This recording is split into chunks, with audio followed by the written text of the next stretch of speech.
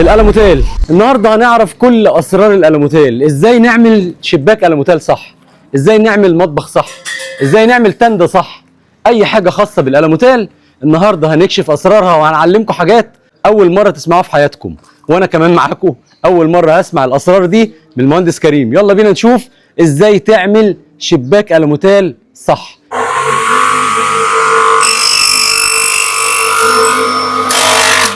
كده انا جبت المقاس بتاع الشباك. ببدا هجيب المكبس بتاعي واربع الشباك كله واعمله مربع عشان اقطع التهات بتاعته واركب لهم الشفاطات بتاعت الشباك.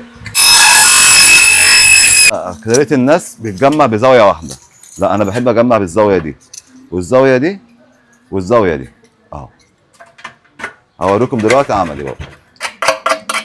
انا كده ببرد الشغل عشان لما يخش الفرن ميبقاش فيه رايش. كان في ناس بيحطوا الزود دي بلاستيك. اكيد صح؟ بيوفروا وبيحطوا واحده بس مش اتنين. انا بحب احط زاويتين، بحكم الحلق عشان يخش الفرن يرجع لحام.